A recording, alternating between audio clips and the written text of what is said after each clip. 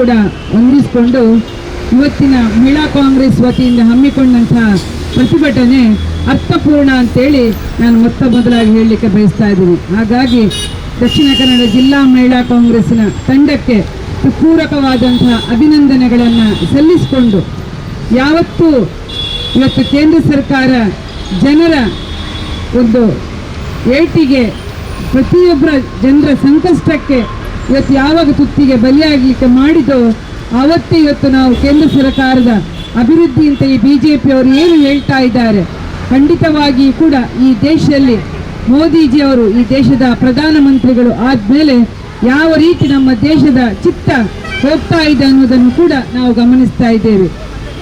ನಮ್ಮ ದೇಶದ ಪ್ರಧಾನಮಂತ್ರಿಗಳಾಗಿರ್ತಕ್ಕಂತಹ ಮನಮೋಹನ್ ಸಿಂಗ್ ನೇತೃತ್ವದ ಸರ್ಕಾರ ಅವರು ಇರ್ತಿದ್ದಂತಹ ಸಂದರ್ಭದಲ್ಲಿ ಗ್ಯಾಸ್ ಬೆಲೆ ಇದ್ದದ್ದು ಕೇವಲ 450 ರೂಪಾಯಿ.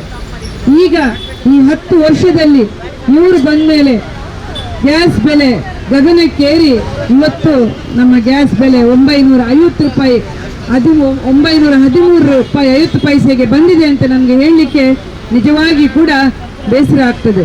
ಇವತ್ತು ಈ ದೇಶದ ಮಹಿಳೆಯರ ಪರಿಸ್ಥಿತಿ, ಎಲ್ಲರೂ ಕೂಡ ಅಡುಗೆ ಮಾಡಲಿಕ್ಕೆ ಸರಿಯಾಗಿ ಮನೆಯಲ್ಲಿ ಮಕ್ಕಳಿಗೆ ಕೊಡದಂತಹ ಪರಿಸ್ಥಿತಿ ಈ ಗ್ಯಾಸ್ ಬೆಲೆ ಏರಿಕೆಯಿಂದ ಆಗಿದೆ ಅನ್ನುವುದನ್ನು ಕೂಡ ನಾವು ಈ ಸಂದರ್ಭ ಹೇಳಲಿಕ್ಕೆ ಬಯಸ್ತಾ ಇದ್ದೇವೆ.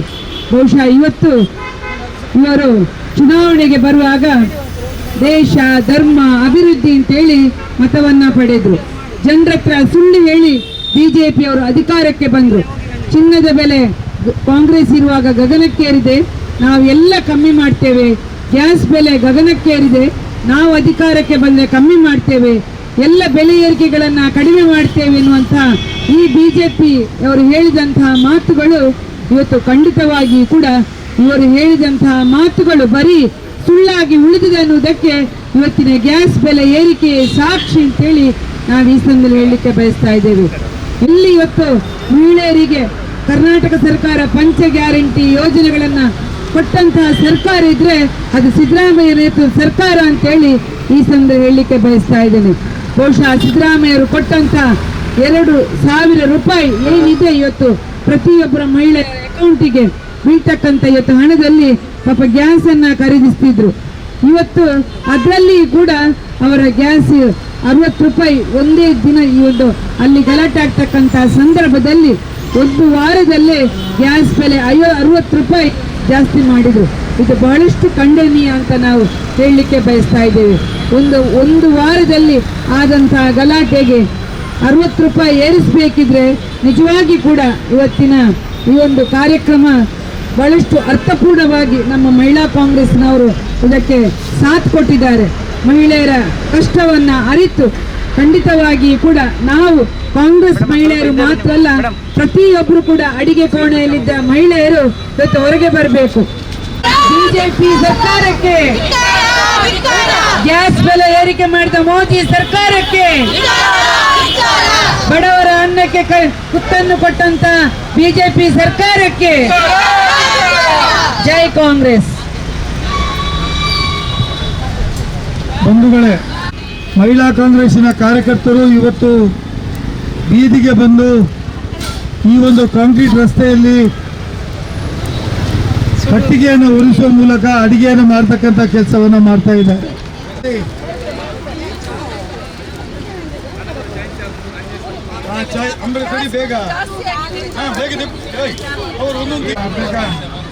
Thank you so much. ಚಾ ಕುಡೀರಿ, ಅಂಬಡೆ ಕುಡಿ, ಚಾ ಕುಡಿ. ಅಂಬಡೆ ಮನೆಯಿಂದ ಮಾಡಿದ್ದು, ಹೋಟೆಲಲ್ಲೆಲ್ಲ.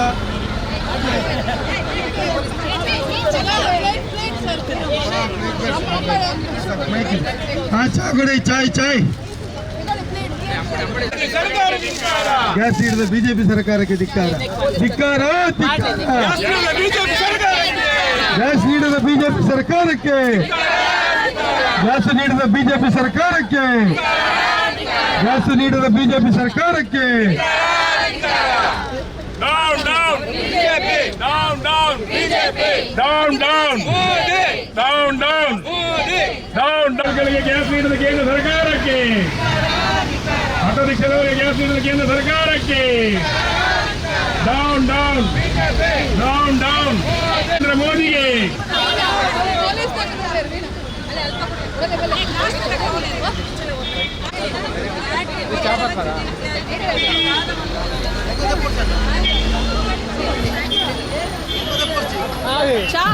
ಇವತ್ತು ಮಹಿಳಾ ಕಾಂಗ್ರೆಸ್ ಇಂದ ಈ ಒಂದು ಸಾಂಕೇತಿಕವಾಗಿರ್ತಕ್ಕಂಥ ಪ್ರತಿಭಟನೆ ನಡೆಯುತ್ತಾ ಇದೆ.